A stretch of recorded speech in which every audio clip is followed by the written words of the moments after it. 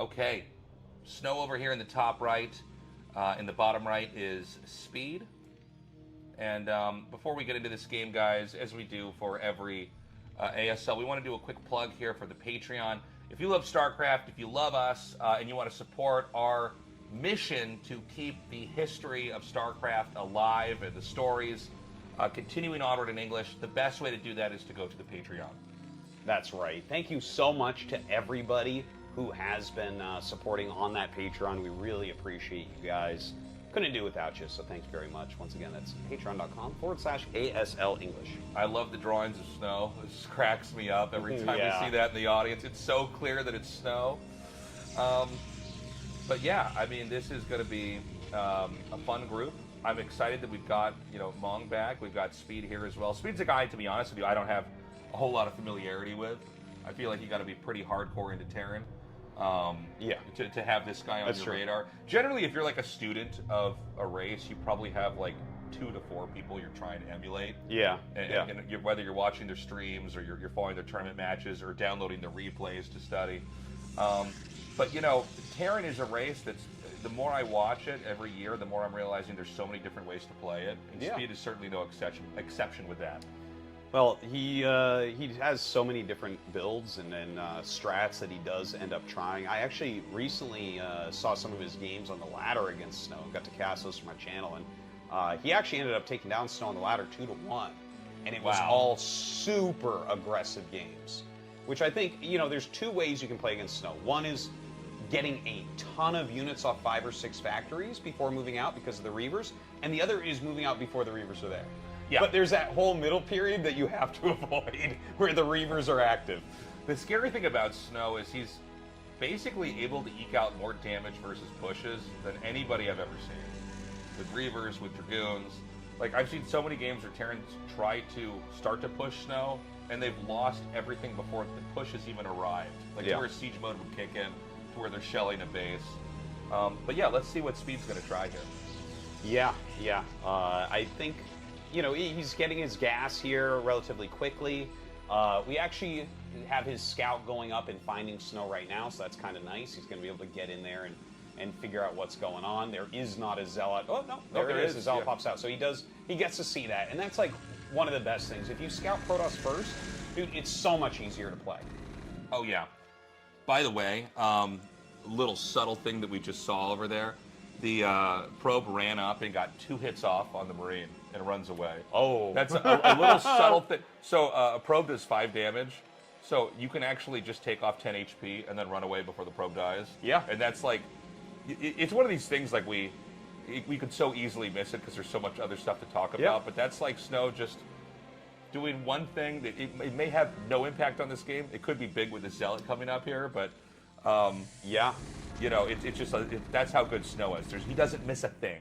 Yeah, and in fact, that does a lot mathematically for you. It makes the Zealot hit the Marine twice to kill it instead of 3 times, and it makes the Dragon hit the Marine 3 times instead of 4 times. So it's definitely something that is worth some value. But Speed throws down the bunker immediately after seeing the Zealot. This is actually like a brand new thing for Terran versus Protoss. Like, for a long time, it was just like make 3 Marines and a Vulture and expand and then make a bunker. Right. But nowadays, because Protoss is sometimes hide a Zealot, or like they've gotten very good at the micro and things like that, we have a lot of games where it's like you just make the bunker before the command center. Yeah, well, I think especially with these Zealot first openings, there's been a lot of moments where you can just kind of come in and punch the Terran in the nose and start to do some damage, and it makes for a pretty unstable early game. By the way, this Vulture's going to come up. This Zealot should block. It's a little bit harder than it looks sometimes to make sure that that's actually blocking. I've had plenty of games where it can wriggle up the ramp. But, the Dragoon should be popping out in a second. It's one of the most common things now as well. We're talking about early game TVP. You got to be ready for that Vulture to run. That's going to run inside your base. Yeah, if you don't block that, that can be like not game-ending damage, but close. Like really put you behind type of damage. Also, I do want to mention that bunker is pretty far forward for Speed. That might be playing into his image of like this could be one base. So when you see a bunker that far forward, the first thing you want to confirm is that there's actually a command center back there. Because the idea is the bunker's so far forward, you might not be able to peek in and confirm that. He did get that Dragoon in. We could see it's lost all of its shields, but it did come in there and check and see that that's actually coming. So right now, I saw a siege tank pop out as well as Marines being made. So I think we're going to see, this is so meta right now. This is what every Terran is basically doing, Tasteless. So I'm going to give you this little tip. You go 4 or 5 Marines, and after your Vulture expand, you make 1 tank, get mines, and you attack immediately and rally Vultures off of 1 factory. And this gets there, and normally they don't have more than 4 gateway units. Right. So you can actually push up and put some real pressure on. Look at this.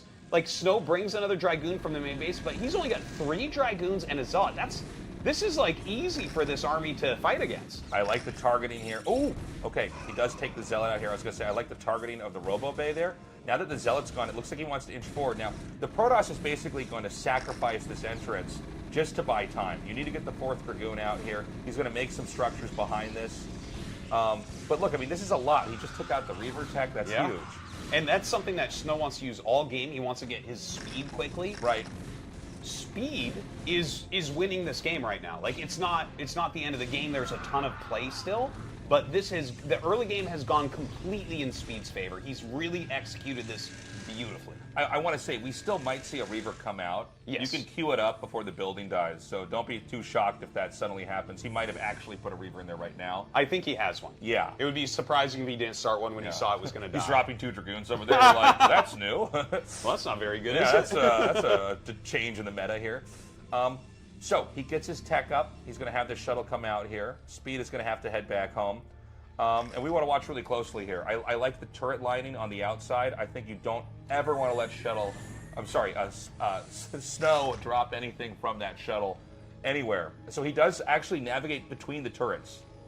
Yeah, he's finding a way in, as Protoss players tend to do. There's some greatly laid mines in here. Goes back towards the natural. No good defense down there on the bottom. So Snow finally finds a location where he can get some damage. A couple SCVs already.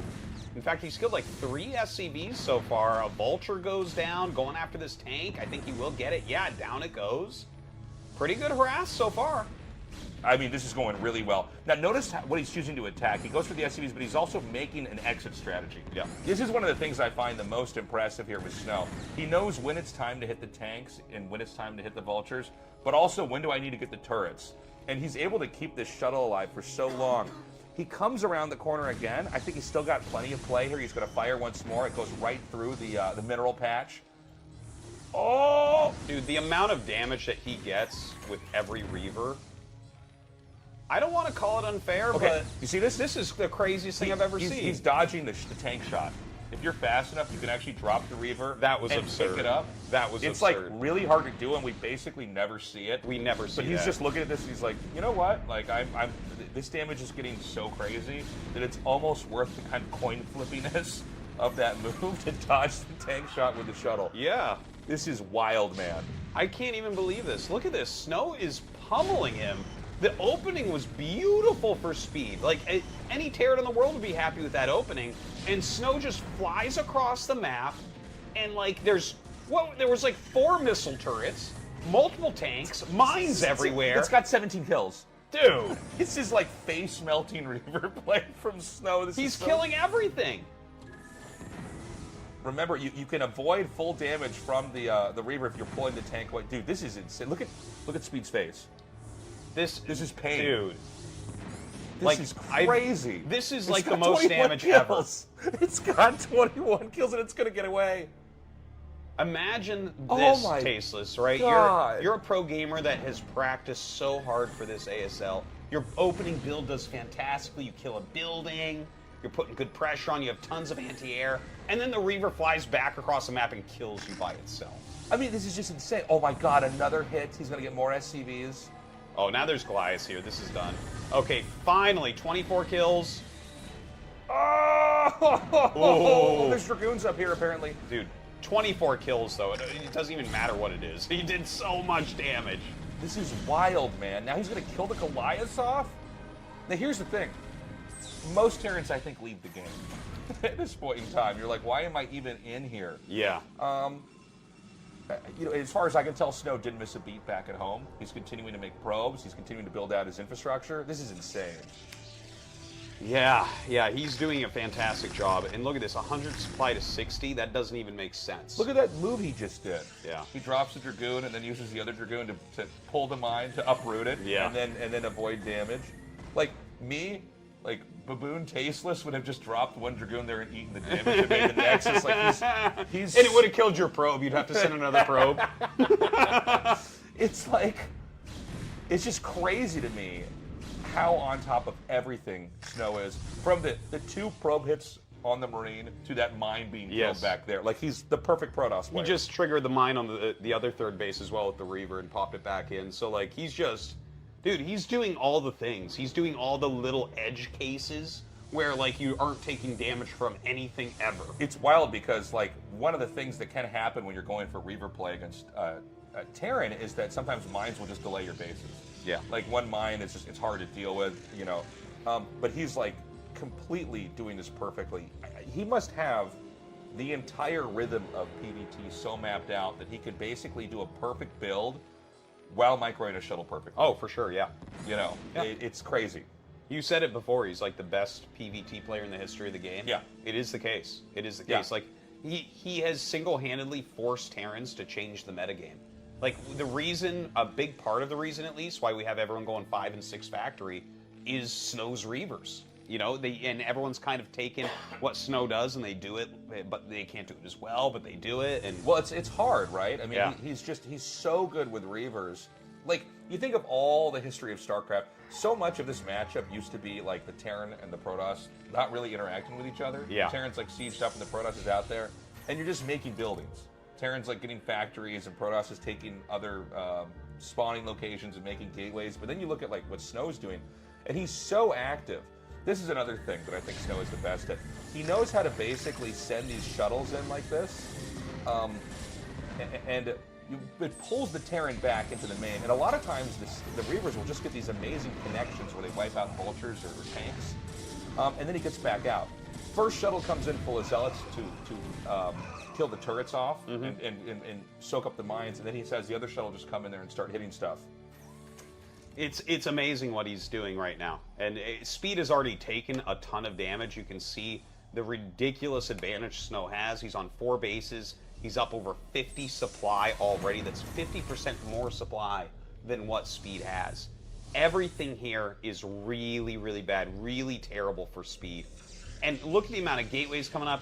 From this point, the right choice is anything you want is Snow, but probably the quickest way to end this game, you macro out gateway units, and what is Speed going to be able to do? Dude, these Scarabs are insane. I'm looking at Artosis. He's in pain right now. I'm in pain. He's just watching this and wondering if he's ever going to be able to stop this kind of play. Like, Snow is so... Okay, here we go. He's going to attack it again. And, I mean, it makes it look like we're, you know, Terran's ever beating Protosses. Like, no. This is just crazy to me. I mean, this game is probably going to end. I think Speed has to tap out. The fact that the Terran was on 2 bases turtling and got this smash, knew what was coming, by the way. It wasn't like it was a cheesy Reaver drop. Yeah, look at Speed here. Wow. The pain is real, but so is the shuttle Reaver play. I assume that was a GG tap out there. Yeah. No, that was incredibly one-sided. I feel like the anxiety levels for every Terran in this tournament have just risen.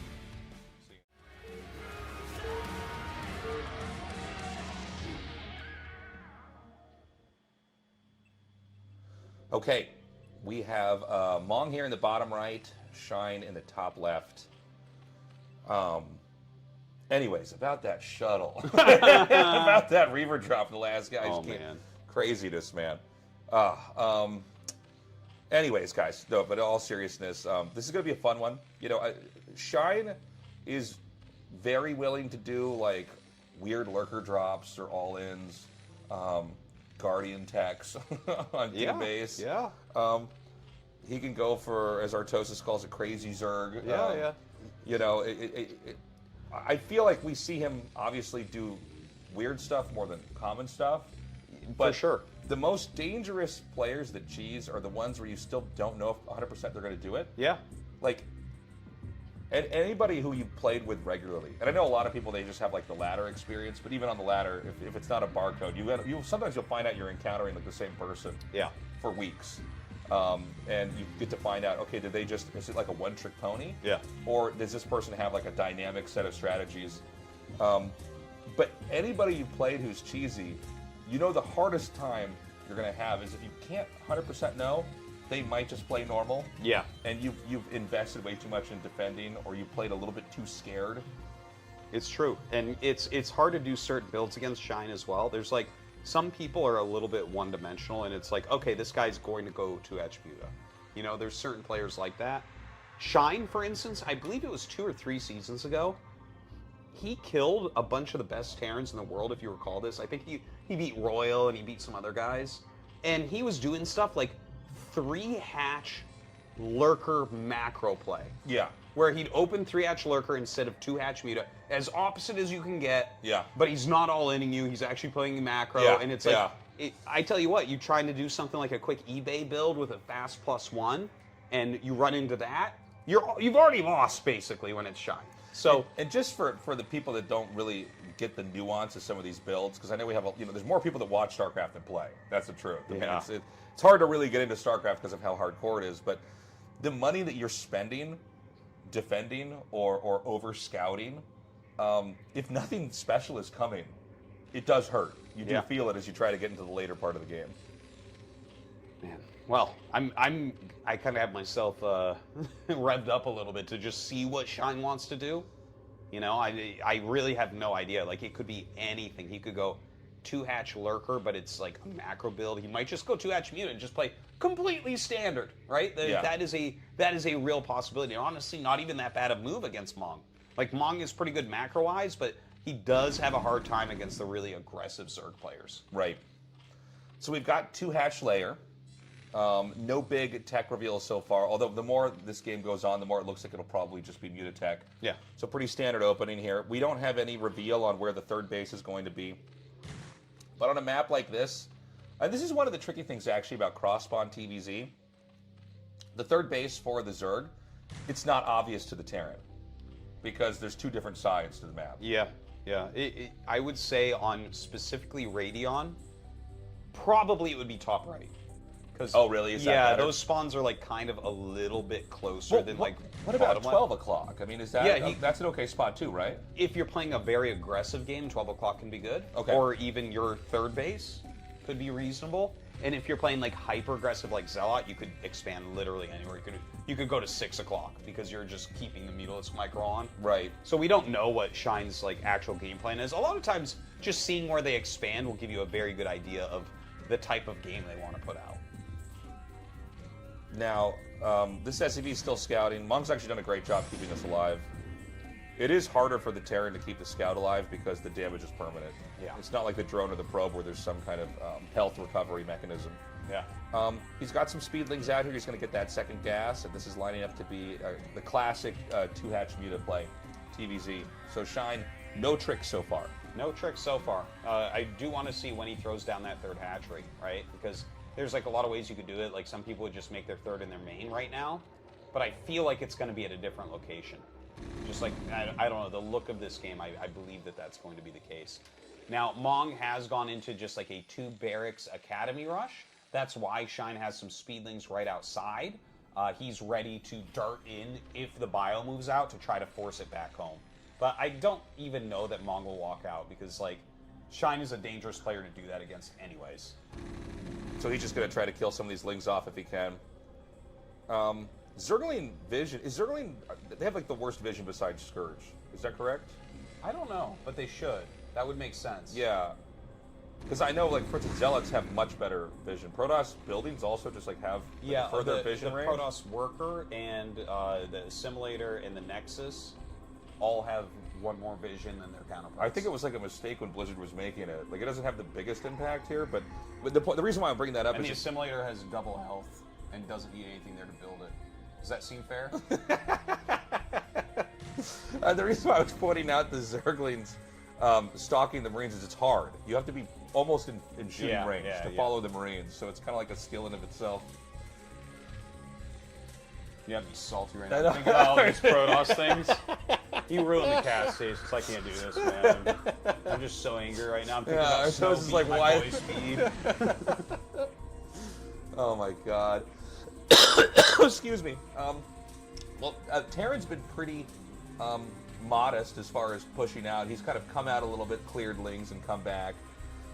Shine's going to have these mutas coming down now. Yeah, and he did choose to take the other third base that we see, like the one that's like he's kind of like natural third, we would call it. And that one, like that one's so far away, you're never really going to be able to kill it.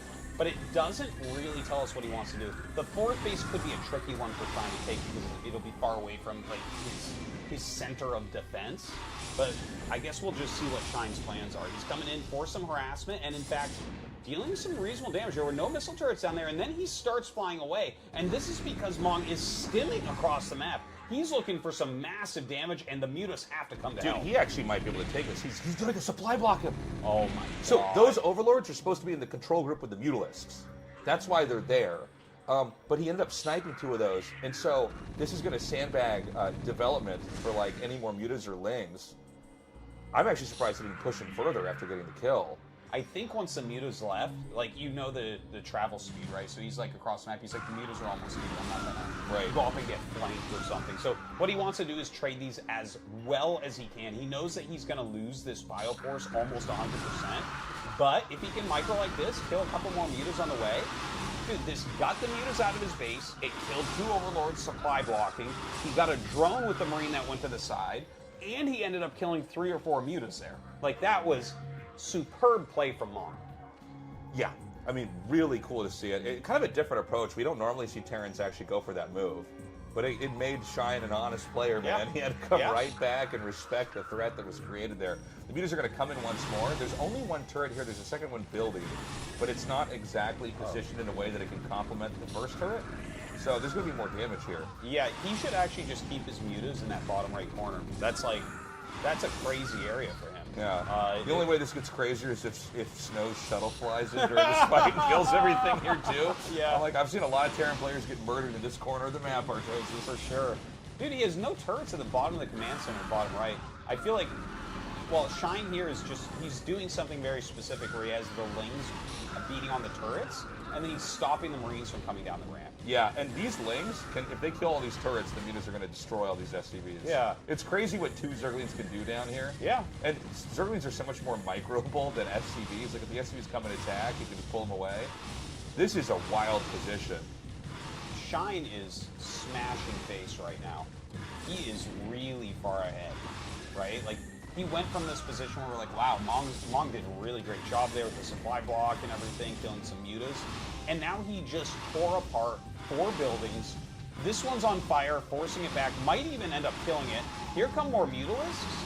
And don't forget, last time he was in there was no turret on the bottom of the command center. Look at this, just 1. Dude, you can sit in there all day and kill SCVs if you want, but I feel like he's being nice to Mong in the meanest way. This whole day has just been Terrans getting murdered in the bottom right on this map, Artosis. He's still doing a lot of damage. It's crazy how sometimes Terrans look like impenetrable and safe and kind of like fortressed off. And then you have this situation where it's like turrets are not quite placed perfectly and Lings can just carve their way through and mutas can just keep doing damage. He literally can't get Marines down his ramp. Yeah. And he's losing every turret, too. He's built so many turrets, and Shine is just killing all of them. The game's done. He's trying to get this Valkyrie out.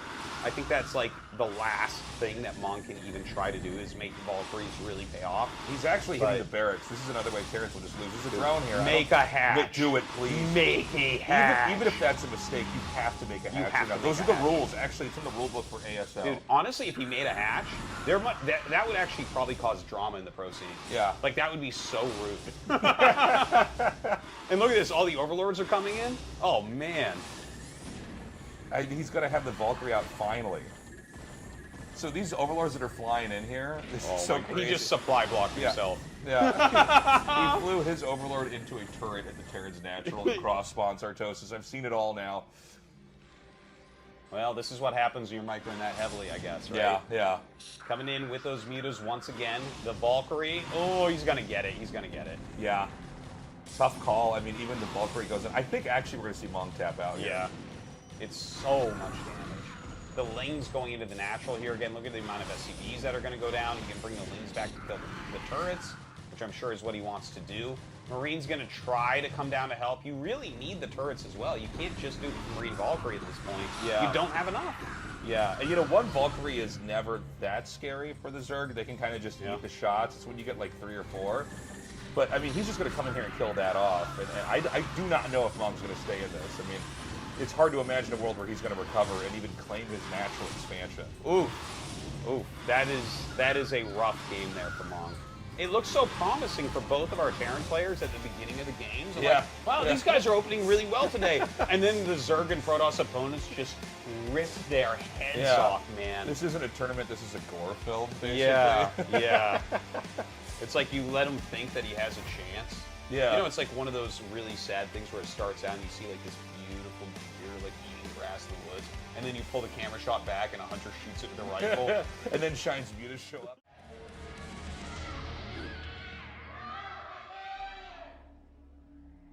Okay, Shine in the top left, and we're gonna have, I'm sorry, was that Snow? Snow in the top left, excuse me, Shine in the bottom left. I do that a lot as well.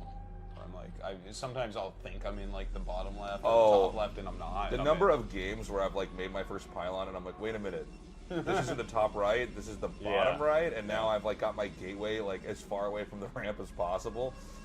That's so fun. Everyone does it. Yeah. Like if I scout the gate and it's like behind the Nexus, I'm like, oh, you thought you were bottom left? Yeah. The guy would be like, yeah, I did. Yeah. Like, well, thanks. Now it takes your goon like 7 more seconds to get to my base. Yeah, I mean, this is going to be a fun one. By the way, I meant to mention this, and I'm gonna say it right now because I'm gonna forget otherwise. Snow's got a huge YouTube. Yeah. And if you actually subscribe, like pay, like $5 a month, you can get his guides. Yeah. And, sick. and with YouTube now, I just found out about this. I don't know if everybody knows about this, and I'm like late to the party. No, I pay for Lights guides on his YouTube. Yeah, but you can also set it where it auto translates what they're saying. Oh, so really? it'll be Okay, so cool. you don't have to know Korean. Sick. So you just you like turn on subtitles and then do auto translate, and it's not perfect. And honestly, in every one of the beginnings of the videos, it's almost incoherent. Yeah. Like it's just kind of Too much lingo, probably. There's too much lingo. There's kind of meme slang. Also, like you almost have to like know what a Korean accent is. Like the translator will say like river, but I know he means reaver. Yeah. You know, but you can kind of make out what the strategies are. You can learn a lot. So that's cool. I wanted to tell people that because you know you can watch streams and learn a lot, but I do think StarCraft is so much more than just like APM and build orders. That you have to understand the reasoning behind stuff. Absolutely. And I found his guides to be very good. And even if you don't know like any Korean, you can try turning on those tools on cool. YouTube. It's a great thing to point out. But yeah, he's pretty popular on YouTube. He has a lot of fans. He does like a lot of like goofy streams and goofy builds and stuff. Actually, every now and then, like a few times a week, I'll just hit some Korean player, and they'll see I'm on my Artosis ID. They're like, "Oh, you know Snow because he's bashed me so many times in his videos on his Oh YouTube." yeah. You think it looked bad against Speed? You should see against me, man. I've seen some of those games, man. It's crazy. So Snow's going for the gateway expand. By the way, this map, everything's on low ground, but the ramps like go up and then down. That's right. So that's kind of a cool little thing for this map. Tiny little line of high ground at the apex of each ramp. Right, correct. So we went for a gateway expand, but it was a pretty passive gateway expand. Snow is just going to be macroing up. He just made one zealot, got the Nexus down here, and he's just going to keep scouting with the probe, so it's going to be a quiet start. Yeah, not a whole lot to say about that, but Snow will continue to build out some zealots and I'm sure push across the map here eventually. We'll see if he wants to wall in with that forge now. I think that is the case, obviously, since we don't see a gas being taken in the main base.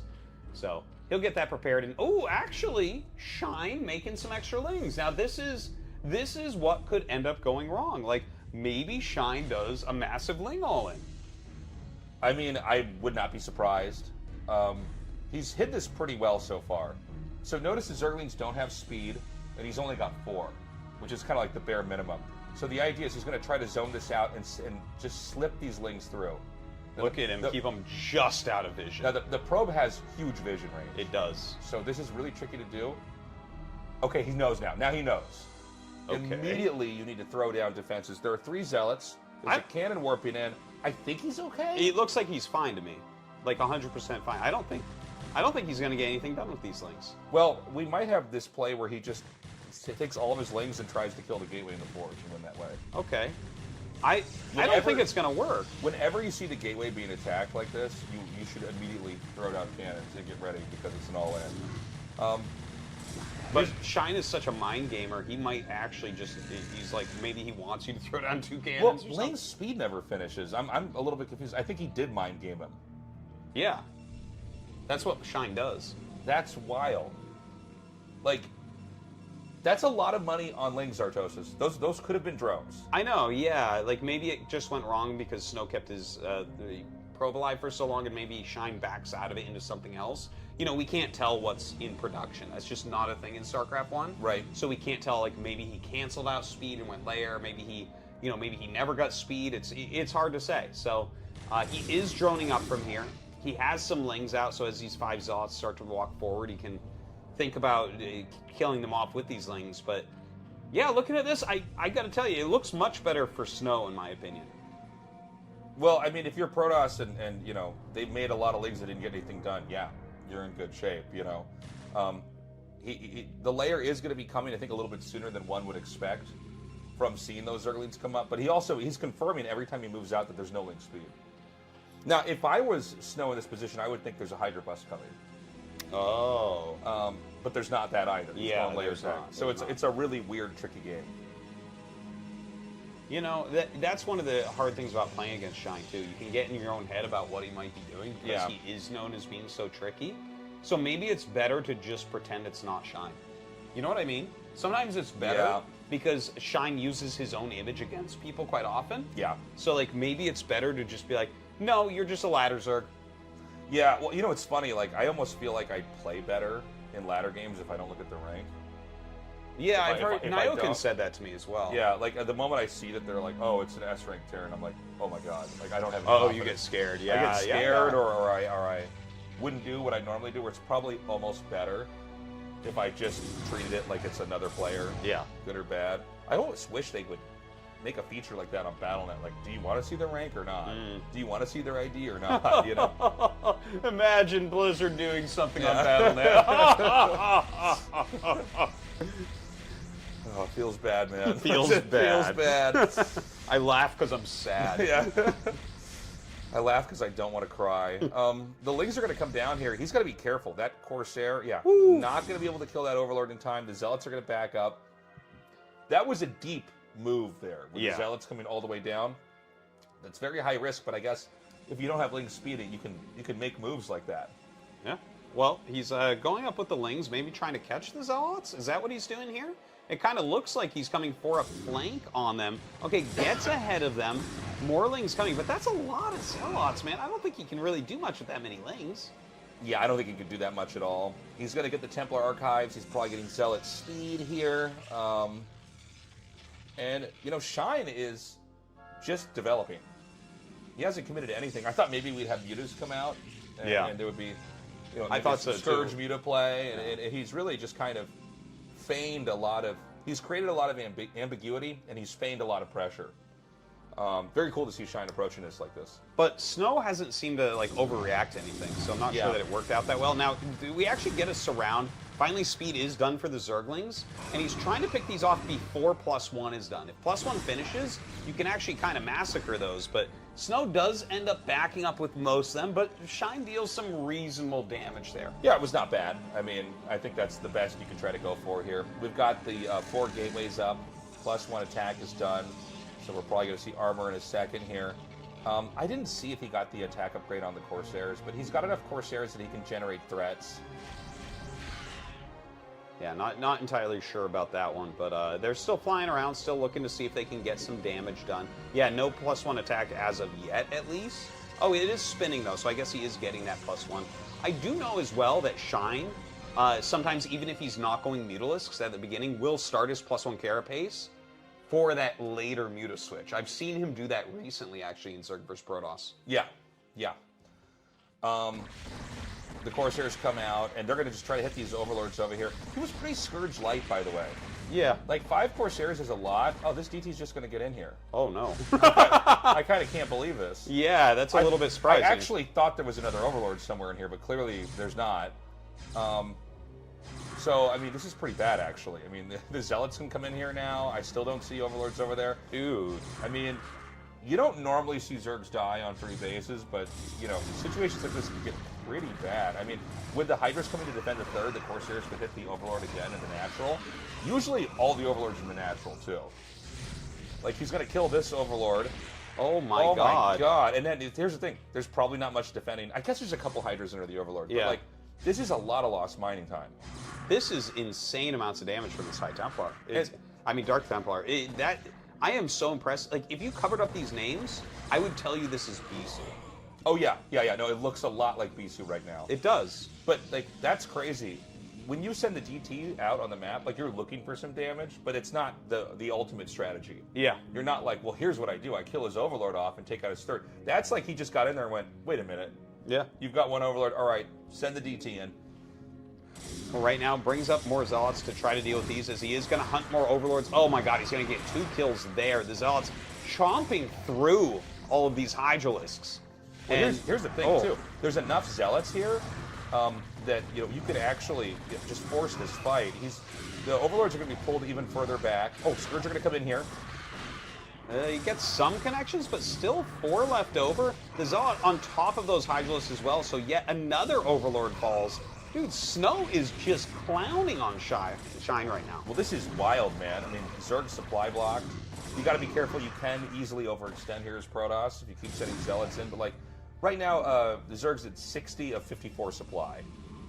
Snow has all the gateways he needs for the time being. He's got his Robotech up. Yeah. Dragoon Range is coming. That's kind of the last upgrade Protoss get. When then they're basically a Zerg fighting machine. Mm-hmm. He's got everything. Dude, there's not even enough extractors on this map to do enough extractor tricks to get any more supply here for Shine. It's a really rough situation. Another Overlord falls. Dude, Shine is just being put through the ringer. More Zealots coming in. Shine's trying to utilize this choke to make it a bit harder to break through. Oh, uh-oh, there's a DT in here, so you know those Corsairs are going to come back as well. Yeah, the Zealots are going to come in and just get right back out. And, I mean, keep in mind, Zerg literally cannot take a 4th base right now. Normally, it's the Zerg is engaging with the Protoss, trying to stop the Protoss from expanding. This is a game where the Protoss is in total control. It is wild to see just how good Snow has gotten at all the matchups. Because something to note, actually, guys, Snow's record pre-ASL, he had 0 wins against Zerg. Yeah. And, like, it took him several ASL seasons to get his first win against Zerg. And now he literally, again, watching it, it looks like it's Bisu. Like, he's just so good. And it's that, you're right with the Bisu thing, 100%. It's a very straightforward style. Yeah. It's like, actually, I beat up on Zergs. Zergs are weak versus Protoss when I play the game. Yeah, you know? yeah. And, you know, he's exploiting what you would think is Zerg's strength, right? That Overlords are detectors and Hydras can protect them. He's like, no. Overlords are weak and the Hydras can't save them when he's playing the game. Yeah. So, now, Shine's banked up a bunch of mutas, and this fight's not done. He's got more mutas to the point where he can kill the Corsairs. He could also snipe the Templars. I think Snow has to turn around right now. Oh, yeah, no, I guess so. Like, that is a big group of mutas flying in. Now, he does throw a storm down, and, that is a lot of damage. The Corsairs fighting pretty damn well. These are getting very low. Yeah, he might have to sack the Corsairs just to keep the Templars around. Those are very low mutas. Like, one storm will kill 5 or 6 of those. Yeah. I mean, the fear for the Protoss is that all the storms are spent trying to stop the mutas, and then the Hydras just come in and win. Yeah. Because if Protoss didn't have storm, you would just never beat Zerg. Yeah. They just get enough Hydras, they'd overpower you. Well, the mutas fly in here and are trying to get a little bit of damage. There's a storm, and there are the Corsairs. So all the mutas going to end up dying. Still not feeling too good for Shine here, but Shine has gotten a bit more supply at this point. He is down about 40, but he has a lot of Hydras. Do you think this is enough for him to actually maybe challenge the 3rd? I don't know. It doesn't feel right. No. You know what I mean? It feels like the best thing that Protoss could ask for is Hydras attacking into Templars and Cannons and Zealots and Dragoons. Yeah. Like when the Protoss has a finished army and they're just sitting there, it's like really hard for the Zerg to get in there and do anything. It's kind of like when Terran has like siege tanks up and mines. It's like uncomfortable for the Protoss to try to advance on it. You kind of want to hit when they're on the move and vulnerable. But the problem is also, you know, the third base is now up. Shine doesn't have a fourth base. So it looks like nothing's happening, but I can imagine Shine is probably a little bit panicked here. He needs to either take a fight and win or start to grow. The DT's on the bottom right side of the map. I've lost count of how many Overlords have been killed so far here, but I don't know when we're going to have an Overlord come in here and clean out that DT. Yeah, this is getting just so rough for Shine. I'm looking at this Tasteless, and for me personally, it looks like he might be doing a massive drop, which is an okay idea, I think. But it's like either that or maybe set up a position where Snow could like sloppily attack. You know, like maybe Snow thinks like, okay, I'm ahead, I can go kill him. And then you just put him through the meat grinder, right? Like maybe good spread lurkers or something. That was my idea for a comeback because it looks so hard here. But I think he's going to do 2 drops at once, like one into the main and one into the third. Yeah, you could be right about that. This push is going to come down here. You know, this is an unfortunate spot to have these lurker eggs. Yeah. This is like a really common way that Zergs die, is they get hit when all their lurker eggs are somewhere, and the Hydras have to run, and then it's like the lurkers will either die or the eggs have to be canceled, and then you lose all the Hydras. And I didn't think Snow was necessarily going to push this quick, but he might just want to push into the natural.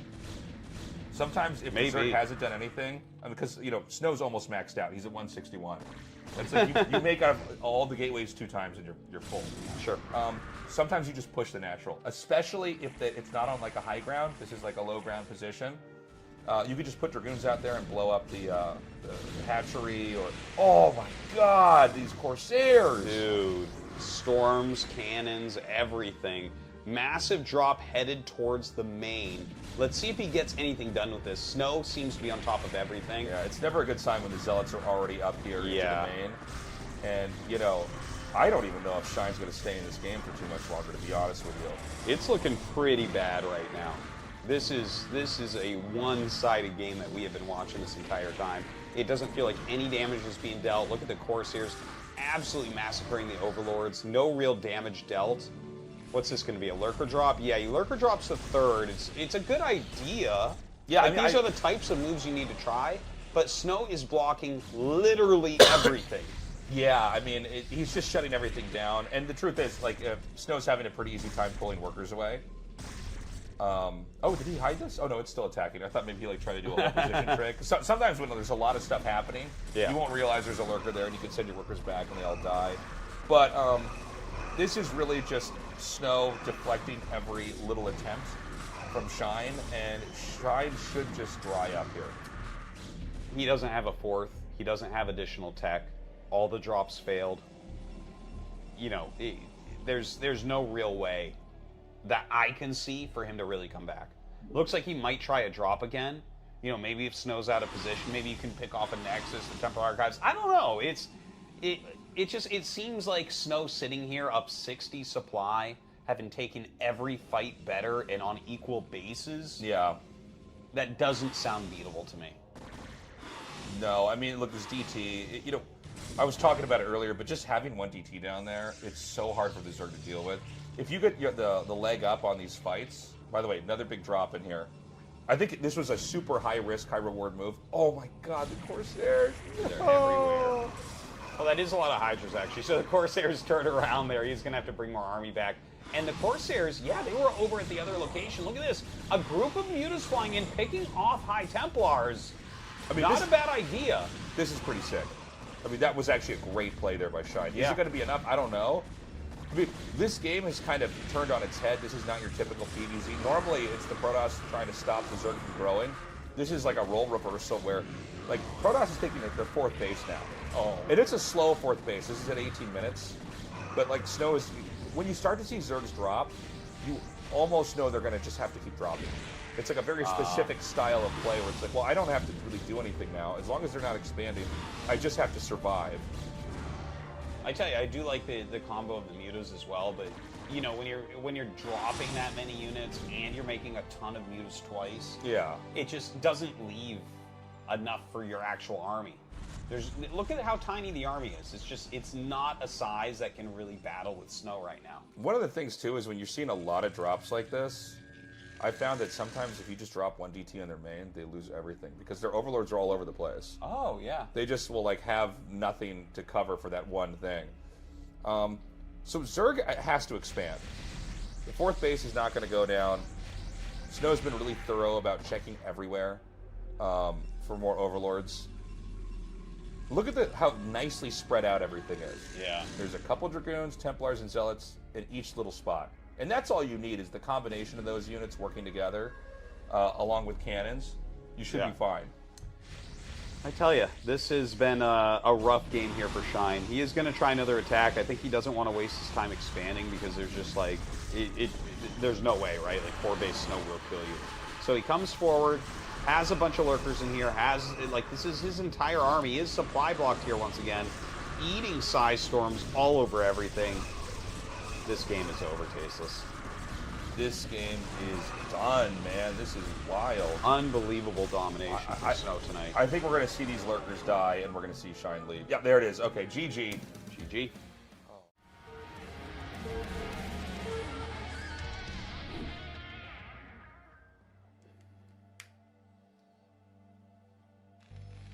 Okay, we've got Mong here in the top and Speed in the bottom.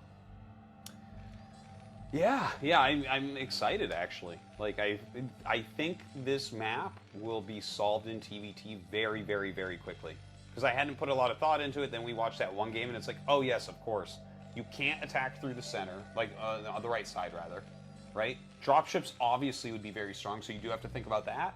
But other than that, it's a very thin area on the left-hand side. If you look at 9 o'clock over to the middle of the map, that's the width of the map basically.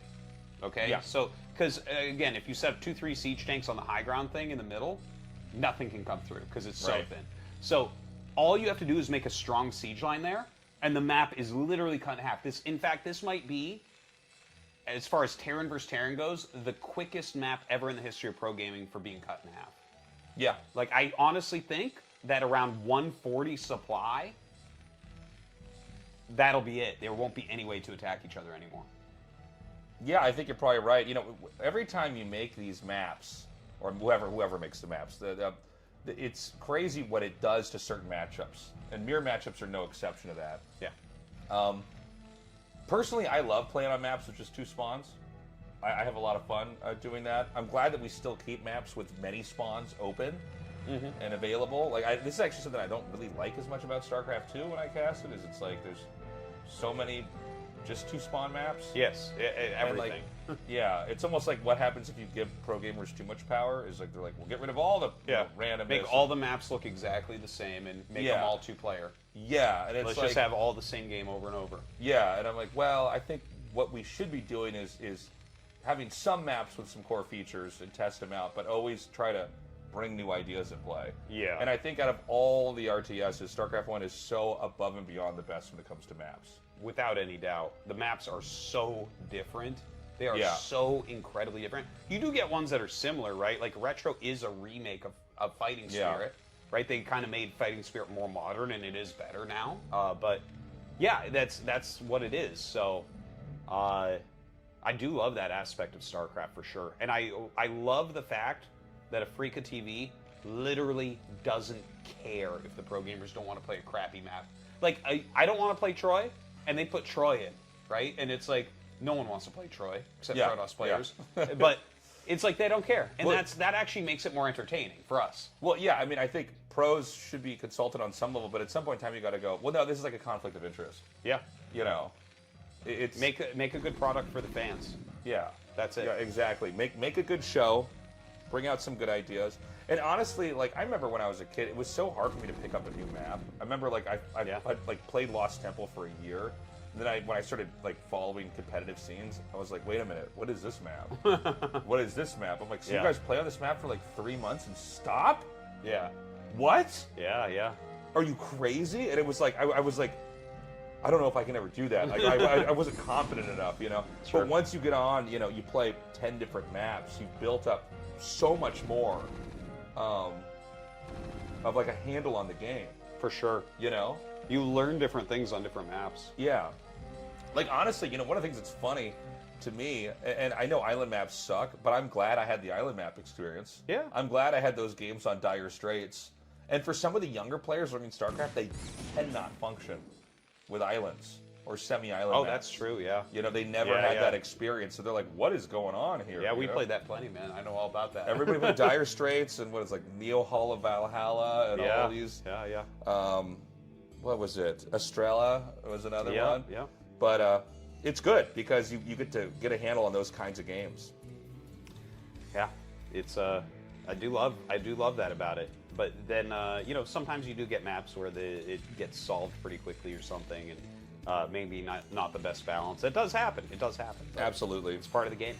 Now, looking at this, Mong has made 2 vultures, so he's going to run in, and he's actually getting really good shots here. Excellent micro from Mong. Now, he's going to get 4 SCVs repairing. Yes! Oh my god! That was really good. If one SCV... Artos's eyeballs almost popped out of his head while he cast that. So let me just say this, right? If one SCV had, like, because he stopped the SCVs that were coming out to mine, if one of them had been on top of the vulture and made anything dance, Mong would be the game winner right now. Yeah. Because he would have killed the vulture, and then he would have killed all those SCVs. Why is this tank going across? Is this good? Yes. One tank? Well, now that he sees this tank, he'll turn around. Okay. Or maybe he sits it here and then rallies into it. But like, if like there he saw 2 vultures come up, right? When he had 1, so he knows that the add-on is later. And some people go no add-on for a long time. So if you have no add-on for a long time and just vultures, the tank can come across and attack a little bit. Especially if like those damaged vultures didn't go all the way back. Maybe they aren't repaired yet. You can maybe pick them off. So he was just looking for that. The barracks saw it. He turns around. And yeah, it's turning into vulture tank very, very quickly here. And I don't imagine we'll see any real damage. It's like they should clog up the center a little bit, and then we'll see vultures set on the left. Is it worth it to kill the eggs? Yes. On the ramp? You definitely want to kill the eggs. Why is that? Because of a little bug? Yeah, the mech units going through that small of an area, they screw up a lot. Oh, is that right? Yeah. Okay. Like I didn't realize it's... You kill the eggs Well, as quickly as why you can. Why do they have the eggs there? Oh, it's so that you can hold your ramp. Like, let's say that a 9 pool comes, you'll lose if those eggs aren't Oh, okay. Yeah. Okay. Yeah, when I saw him attacking that, I was like, huh, is that really worth it? Or, you know. And I think, like, you know, like, let's say you're playing, like, a PvP or something, you might need to put a Zealot there or something, right? Yeah. So, like, there's a few different things, but definitely, like, those eggs, like, need to be cleared by Terran when they're playing mech. So in this matchup or against Protoss, and then if they aren't there against Zerg, everyone would 9 pool every game. Right. Okay, so we have Mong on the out on the map. He's got some mines planted over here. Speed is going to chase him back. Yeah. This right side of the map, it looks so uncomfortable to navigate through, especially in TVT, where, like, you know, the best way to take out a line of siege tanks is to kind of flank it and come in from an angle where you can hit a bunch of them at once. It's a very narrow space. Yes. And they did kind of choke that up by putting their tanks up there, and now we do see the vultures around the map a little bit. Speed sends his 3 vultures in. 3 is a great number because it one-shots SCVs, but he actually ends up splitting them a little bit. He sees the starport with the add-on, which is pretty huge because you don't know if they're going to go for that early. You don't necessarily have to go for a starport that quickly, so that's like a great find from Speed. He's laying mines in the middle. This is a very good game. Like, they both kind of done everything that they need to do in this early portion. We've got more and more vultures coming down here. It's kind of an arms race for the time being. The dropship's going to be produced, so Mong's going to have the opportunity to probably try to drop vultures in the main and try to push in there. Well, a couple Goliaths here are going to kill off these vultures. Mong having the same idea as Speed there. Maybe even got the idea from Speed there with the 3 vultures coming in. Clearly a fan of TY's games from the other day. Yeah. But we're going to have to see how he wants to position against the possible vulture drops coming in. Look at that. Sneaking another 3 down and around. Yeah, you'll love to see it. Of course, 3 vultures can easily one-shot an SCV. And we don't have the 3rd base yet. It does feel like one of those games where anybody who would take a third base right away would end up getting in some trouble. Now, it's not a lot of vultures that he's sending down here, but you got to be careful because, if, well, I guess it doesn't matter if they're both doing it to each other, but if one guy sends a couple vultures to do run-bys too many times, you will not have enough. You'll get overwhelmed. Yeah, you do not want to get too far behind on those vultures, but if you have some extra tanks, sometimes you'll be all right. Now, here comes that vulture drop. And nasty block. Look at that. Yeah, that was very, very good. It doesn't look like any real damage will be dealt here. Again, none of this is really the end of the world for either side, because once you get a decent amount of like tanks and Goliaths, the vultures aren't as powerful. But it's kind of interesting to see like the differences, right? They're both taking their thirds exactly where you would expect. They both have mines on the left. But Mong is trying to get some dropship harassment, whereas Speed is mostly just running around with vultures. So we got some more mines being planted down here. The third base, they're both mirroring each other, continuing to expand towards the center here. I am really curious on the right side of the center if those bases are going to become important here. Yeah. These kind of island locations. Yeah, that's a wild one. Like, I think never early, because it's going to be too easy. I think it's the last place you go to, Yeah. but eventually it will be a place that will be fought over. Yeah. Like we could get a game where it's like battle cruisers like trying to get into that area. That's what I cover that. I think that's actually what is supposed to happen here. Yeah, I think so. Really. Ooh, very good setup here. I even like the depots kind of blocking, so you have to go through that center area and get hit by the tank and Goliath. Well, clearly this map was designed so that you could sneak dropship in there, but the fact that he just preempts it, and the fact that they're both sharing this right side of the map because of the way the map is designed, it means like it's a very predictable spot to drop into. Yeah. Now, they're both starting to get up there in supply a little bit, both nearing 100. I think right now what you're thinking about is making sure that the drops can't come in. Siege maybe 2 tanks right there where we see Mong with only 1 siege, just to make sure nothing comes through. Right. And now you have to move everything to the left side. We were talking about this before with Sok versus Tengu, and now we're talking about it here, and I see that Speed is just doing it really slowly. Like that was a very clear time to move out and do it. Like all the early harassment was basically done, and Mong was quicker to move to the center. And now, look at this. This is actually a huge deal. That is a more forward position, which means that 9 o'clock right now could be taken by Mong, but not by Speed. And on both the right side and the left side of the map, there's bases where it doesn't obviously go to one side. Not all maps are made like that, but in TVT especially, you want to watch for those. Because whoever's controlling the shared base locations is probably long-term going to win. Yeah. Yeah, if you have one more base in TVT, it's almost unlosable. Now, I want to talk about what needs to be done here. So, Mong, like, he's flying around, Speed is flying around with the Wraith a little bit and, like, getting some scouting done and stuff like that. But Mong has a better position in the center. If Mong just continually reinforces, because he was already getting a science facility, right? So he's going to go towards +2. But if he just continually reinforces this line, gets a few missile turrets up, maybe goes into dropships as a counterplay to dropships, the onus is completely on Speed at that point. Like, Speed has to do something. And I just don't know what he could do if you just rally your tanks to the middle. Yeah. How do you break that? No, I don't know. I mean, I think you're 100% right. But if he starts attacking and stuff, that's where I could see Speed maybe coming back, right? Because you get a little bit sloppy, you lose a feature. Maybe he gets the center then. What is the center right? That's not a command center. Is that a barracks floating there, or is that actually a CC? Oh, I think it's just like floating, maybe an eBay and a barracks, that type of thing. I'm eyeing that side of the map, and I'm like, did he actually sneak in there? Like, feels like it would have been a little bit too soon. Yeah, I think it's important to just kind of watch the air spaces, right? Yeah. Like, less about the expansions right now, more about like just making sure he doesn't fly up into his main. And look, Mong is starting to bank dropships. Hopefully, for Speed's sake, he is as well. Because, normally you don't go directly to BC. Normally you go dropship into BC, and that would be, especially if you're, like, a little bit ahead, probably, but... Oh, what am I looking at? No! They got aggroed. Oh, they got fished right out of there. Yeah. So he loses, like, 4 or 5 tanks. I was about to say, like, Speed's going to have a timing attack here because his +2 is going to finish first. That's the one thing that he's got going for him. Mong doesn't have +1 attack yet.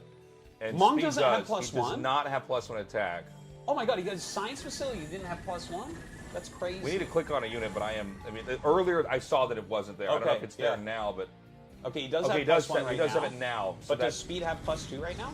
he will have +2 before. Yeah. Okay, that's- assuming that he's immediately started the next upgrade. Yeah, that's a big deal. That's a big deal. Like, if you have +2 right before your opponent, you can let your vultures tank a bit, and you'll just blow some tanks up. Yeah. But if you siege enough tanks there, it's still going to be very hard to break. Okay, big pickups here.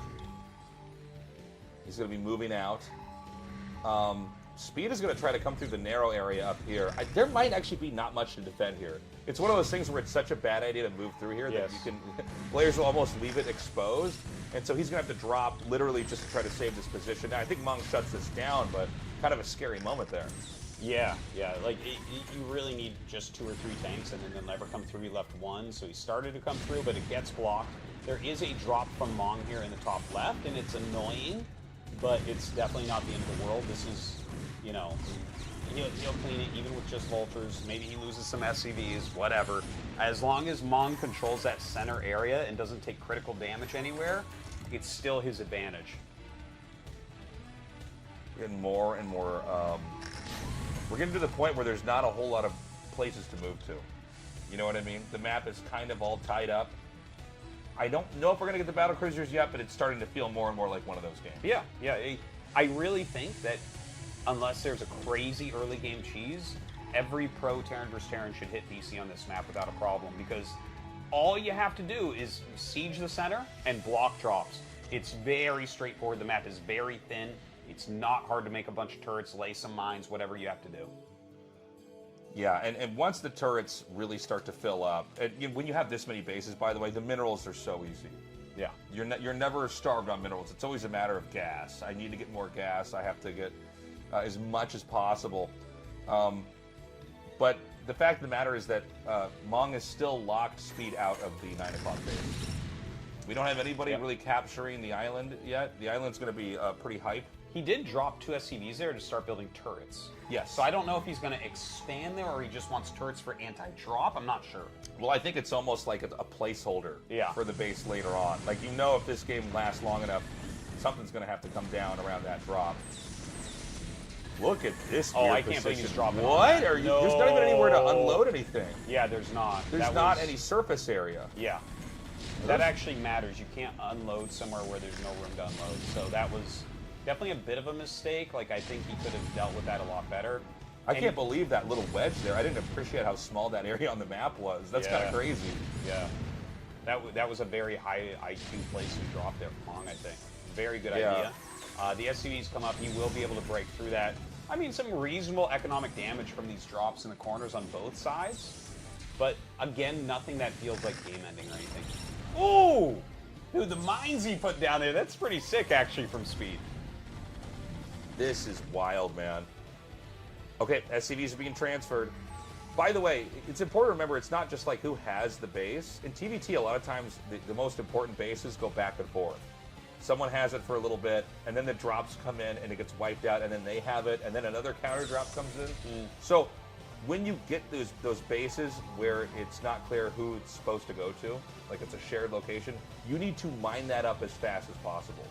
You need to drain that place of the resources as quickly as possible so that if they reclaim it later, they don't get the value from it. It's a very good point, Tace. It's 100% true. Like, you should send a ton of SCVs to a base like that. The thing is, the one thing I guess you could consider is they are more likely to try to attack there and break there. So maybe you lose SCVs, but like I think you're right that you should just really try to do that.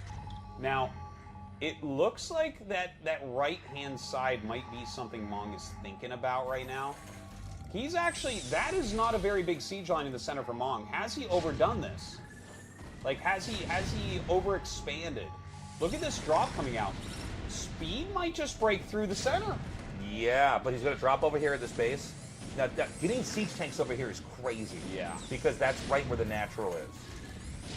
And this actually gives you an angle into the main base that probably doesn't really have any defense. Like, the defense is all towards the top. And now, it's a little bit of a base trade. Like, they're both killing one expansion. Speeds is more important right now. But he is getting that center area, which is super, super powerful. Maybe he can attack the top left. Look at this. He's sending units, and there's nothing there for Mong. This is pretty crazy, man. Like, Mong is losing control of all the resource locations on the map. The entire left side of the map has been shattered. But I'm so interested with these tanks up here. He can actually shell the main from here. Look at this. This is insane. He can hit the turrets and the Goliaths and everything. Yeah. You notice that Speed has left a bunch of units in there because he's actually now very afraid of drops going into his main base. Right? Those missile turrets he set up are not going to be able to do anything from that angle. So this is a very good setup. He's leaving some Goliaths for anti-dropship. He's leaving some siege tanks in there, so if you do drop, you're going to be in trouble. And look at this. Mong now dropping on the mineral base even here for Speed. This is a sick TVT, man. The Goliaths are going to shred that command center. We've got the tanks coming back here for Speed. He needs to try to save this as quick as he possibly can.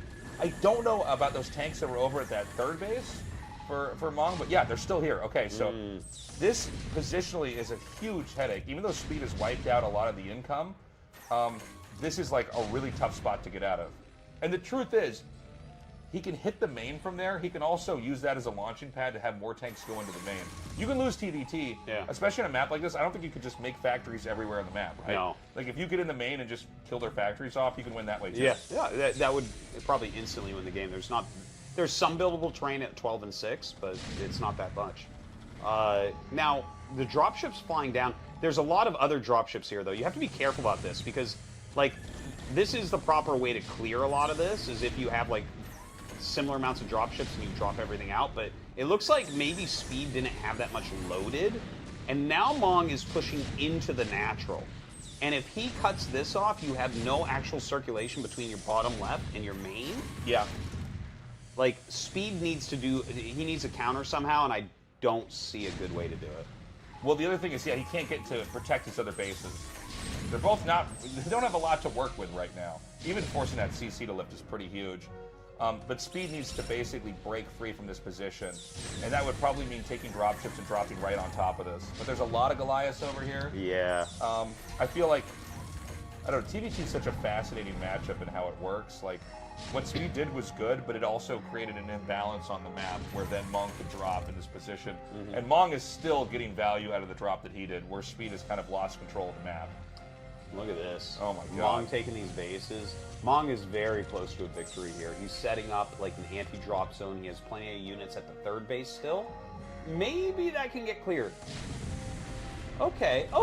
This is a step in the right direction for Speed. He's definitely still losing. It's definitely still a very tough position. But regaining this area is strong. Mong coming down with a lot of units, a lot of dropships here. He's up 45 supply right now. Uh-oh, Tastles. Okay, here we go. He's going to just try to circumvent the whole tank position in the front. He's going to go right into the bane here. So much is unloading. We have actually Speed unloading his dropships as well. If Mong... actually, I don't think Mong can quite pull this off.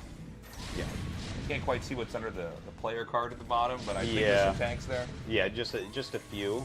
He is going to bring up more units, so this might be enough now if he drops it right on top. But more dropships coming down. If he has a ton of units in here, maybe he can block once again. Kind of crazy. You know, when you see, unless you have like a really big advantage, if you're trying to drop and they have dropships there, it's like the counter drop is actually the best way to clear it. Yeah. So like if you're both dropping at about the same time, it's like everything's just going to blow up, right? Right. So, and whoever's territory it's in is probably going to have a slight advantage there. But right now, Mong starting to push up into Speed's base. Speed with very little left over. I think we're at the tail end of this game. It feels like it. I mean, the factories, you can see tanks are spawning and then tanks are dying. We've got Speed coming back here. He's going to try to scoop up all of these tanks over here. He needs to save his main. You know, it's funny how StarCraft games can end.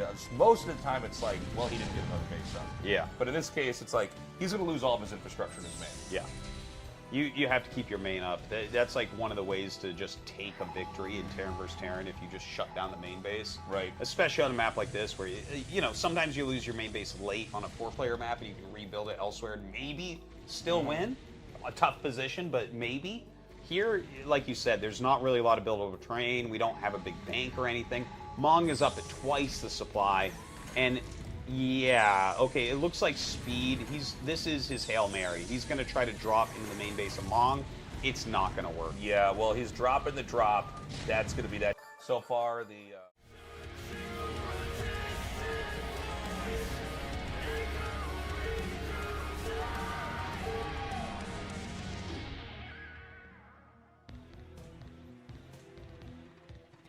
Okay, we've got Mong here at 12 o'clock. Shine in the bottom right. Real quick reminder, guys. If you want to support us in our mission here to bring StarCraft to the English-speaking world, please go to patreon.com/ASL English. That's right. Check us out. Your support is appreciated. We love you guys. Thank you so much. Thank you much, guys. You are the best. So thank you for all that. Now, Apocalypse. Okay, so there's some issues about it that are like kind of funny, right? The natural, like the place that you walk out of your main to the front of your natural is flanked on one side by your command center and one side by like dead airspace, like right here. See this? That area can be a little bit tricky. Now this spawn isn't as bad, like the spawn Shine is in. It actually gets really hard because you have to walk so far vertically there where you need like turrets in this weird area that you don't normally need on maps. Yeah. So it's not as bad there, but the main mineral patches here, you have to be very careful about Mutalisk harassment there because it's like on many maps in many positions, your minerals are up like against a wall in the main base. Almost every map is like that. So you just build some missile turrets there and it's like, okay, the Mutas can't go anywhere. Here, like half of them are against a wall and half of them are against nothing. So it's a little bit harder to cover things with missile turrets. Yeah. So you definitely got to watch out for that. Shine so far has not really been the crazy, deceptive, sneaky Shine I'm used to casting, which is fine, by the way. Yeah. He's just gone for some very, very standard play. I guess he was like a little bit sneaky and kind of weird with his PvZ play, but it did ultimately boil down to just kind of a standard PvZ game. This game, he is going for an extractor in a pool before the hatchery. What? Okay, I literally, while I was my eyes started to dart around. I'm like, there must be a hatchery. Yeah. There must be a hatchery. Yeah, so he went for gas pool first. This gives you a very quick layer. Very fast layer. Fast layer means fast mutas. Unless there's going to be something else weird. I mean, it could be fast lurkers as well. I want to leave all options open when I'm casting Shine's games. Yeah. And as Mon gets there, he realizes, okay, this is definitely a pool first, and he'll get down and see the gas mining already. And let's see if he starts the layer immediately. Okay, so that is a 236 layer. Now, against this, if you want to go Marine Medic, it's pretty much generally agreed upon that you have to go one Barracks Academy here. Is that right? Yeah. You actually, the mutas are so fast. Well, the layer tech is so fast that you don't have time to get the second barracks. Like, you have to actually just instantly tech up because, like, if you don't get that academy quickly, this could be lurker and you just don't know, you know? Yeah. It's so fast, and if you go for the second barracks, your scans don't come out in time. Right, yeah. I mean, you got to be ready for anything. Yeah, and there it is. This isn't the comfiest position for Terran. Like, there's a lot of anxiety around the early game here where you're just like, okay, we need to, like, cross the finish line. We need to get past whatever fast tech this is going to be. Interesting, he only was that one on gas? I didn't notice. It just finished, so like he'll probably just add more on. Okay, I was curious if there's, because I don't know this build, order at all. You generally just put them on the gas right away. But yeah, anyways, you know, the one Rax Acad, like this will give him some flexibility. He'll certainly add a second Rax, and we'll see if he goes for a third or not. 3 Rax is the most that you could do with a build like this, but you have to start your eBay by like 4 minutes and 30 seconds or so, which is like super fast as well. It's a little bit tricky. You have to nail everything, because if he goes mutas, they're just going to be there so fast. So the Spire's about halfway done. Second extractor coming down here. Now, by the way, when you do stuff this fast, the Zerg does not have the cleanest economy. No. Off of this. Like this, you don't just get things fast without sacrifice. So Shine's going to have the mutas out really quickly here, but we need to see how much damage is actually going to be dealt. Yeah. Because if Mong holds this, it's going to be an awkward mid-game for the Zerg. Yeah, and he's nailing everything so far. Like, he started his eBay with plenty of time. He started with his academy with plenty of time. This SCV is super valuable, and he's actually doing a little bit of a push out. Now, there's already one sunken, so this is actually going to deny the scout as well, which is kind of nice. And with one sunken, you can't really push across with that small army. Now, Mong is going to have to get some scanners and just check the tech. He saw everything at the natural, so he needs one scan in the main, but he'll have to build turrets. What this looks like is a Mutalisk calling.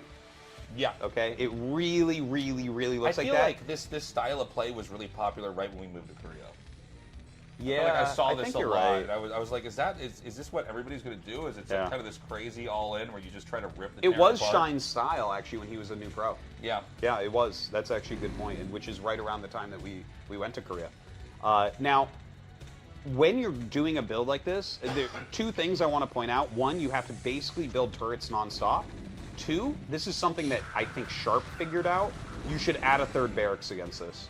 People, we used to just hold it with 2 racks most of the time. We, the Terran players. I know. I love it. I know. We, as the group, had to fight the Turks. Yeah, and it was like commonly thought that you should go factory before your third racks here, and he actually does do that. Now, Sharp adds a third racks against specifically builds like this, and I actually think he nailed it. I think it's the right way to do it. So we'll see if Mong actually has enough here. Now, a lot of turrets have been made, 4 in that main base. He's got 2 here. Look at this. This is scary, man. Yeah, I mean, he's right over this eBay. There's an upgrade coming here, but obviously the eBay also lets you make turrets. This is going to force the Terran to try to engage. There's sort of this interesting dance the Mutas and the Marines have to do against each other, where, like, you want to hit the Marines as they're running away, and then as they stem at you, you want to pull back. But look, so far, I mean, Mong's looking okay. He's looking really good, actually. You just the observer jumping around and seeing where he's adding turrets. He's making one there, he's making one here, and he's making one at the command center. This is exactly what I was talking about. You have to literally make turrets nonstop against this. If you are not constantly making them, the Mutalisks will overpower you. Yeah, it's kind of crazy. He's doing a great job here against this infantry. Yeah. You got to be careful. You need to fight near your turrets as well. The eBay, like, I think he's going to be able to get it. Yeah, he might not want to start another eBay down here. Maybe. Now, some more Raxes are getting started. I believe we have a starport there. 2 starport? Okay, so he's definitely going to go towards Valkyries. Oh, by the way, guys, when you do this style of play, you can't get a third base easily. That's another one of the things you're giving up. You know, most of the games we see, there's Mutas flying around, but there's also a third hatchery coming, and Lurker Tech. Now, I don't know how far away Lurker Tech is here. He might not even have it dead. No, he's trying to just win off of this. Like, this is a mute all in, right? Like, but Mong has identified that, and he's countered it super, super well. Yeah, and that eBay is the target. He wants to try to fish those Marines back up here. I think this looks very good for Mong right now. Like, okay, he does have the Hydralisk Den. Now, there's one thing that I can imagine that could end up bringing Shine back in the game if things go wrong, right? Because if Valkyries start popping out and Mong is not on the edge of death... Oh, I thought he was making 2 starports. I was wrong about that. It's 1 starport. But if Mong is not on the edge of death as those Valkyries are coming out, you might... Oh, it's a science facility? I thought it was a barracks. That's so funny. Sorry, I'm like really caught off guard here because I feel like a Valkyrie is really needed here, but yeah, maybe because he figures there's the lurkers coming out that he needs the science vessel, I guess. Yeah, I mean, a science vessel's okay. I mean, obviously, but yeah, I think you're right. Look, he's going to be developing normally, you know. Yeah. The science vessel is basically like the last piece of the puzzle for the Terran army. Once you have that irradiate upgrade made, of course. So there are Hydras out here. I think we're going to see a big lurker morph. Yeah. And what you generally do with this is you try to keep the Marines back. And if you can burrow like 5-6 lurkers, in front of the Terran Natural, you have to have tanks to break out of that. Right. Okay, we've got the Mutas being chased away here. Mong's got this very forward position. I don't see the lurkers morphing. Oh, no, I do see the lurkers morphing. Oh, I see them. And he's going to try to advance here. So Terran needs to control this platform that he's on right now. This kind of hill that he's standing on. There is an add-on on the factory on the way, so that's really, really important. If he gets pushed back, he's going to really need tanks to get out. Here come the lurkers from kind of a funny angle right now. He's going to try to just slip by those Marines, I think. I mean, he might be able to do it. There's a bunker here. Oh. Does Mong see it? Okay, he sees it. Can he get the scan off? He does, and he pulls away instead. Actually, a really good pull away. Yeah. Only drops 2 Marines. And look at this. Oh my God, Shine trying to go forward with the mass lurker, picking everything off. He ends up getting a couple of the medics there with some help from the mutas. Now, it looks like siege mode is on the way, and he continues to just hunt down this Bioforce. He gets rid of all the medics. He's buying a lot of time. Okay, this is going to be the big push here. We have a second bunker. He's unloaded the Marines. He's going to stim them and put them back in. The tank is not down here yet. It's coming in. Ooh, I don't know about this from Shine. I feel like Mong has enough. I think he's going to be fine. The depot wall's pretty handy. Even the turrets that can't quite get up to the minerals. Yeah. And he has that siege tank in the back. You can't snipe it. And he's going to have siege mode shortly. He's going to have a radiate as well. This looks very, very good for Mong right now. I think Shine has overplayed his hand. Yeah, I think Shine was better off being more cheesy than aggressive here. It just hasn't panned out. You can see the observers showing us there's only 3 drones mining minerals at the natural. That's what happens when you go for this crazy fast stuff. And I think it's just 1 drone per mineral in the main. Yeah, I think you're right about that. It's super, super low economy. Like, you're really banking on the mutas doing well, and they didn't do that well. Like, Mong built nothing but turrets nonstop. He was able to save the engineering bay. And then he even figured out with his scans, you know, what was going on, and he got into one. I was thinking about Valkyries. He was definitely right to go science up here. Yeah, here we go. He's going to come in now. We still got this tank in the back. He's going to siege it up. The bunker is going to fall. Oh, he's about to lose everything. That's 3 siege tanks. Yeah, he's going to try to advance. Over tasteless. I am so sad that Shine is not going to make it through after a dominating game against Mong the first time. He will end up falling here. Mong holds off the super aggressive build here from Shine and advances to the round of 16. You love to see it, man. Props to Mong here. He did survive that. He's had a really hard day of games. Yeah.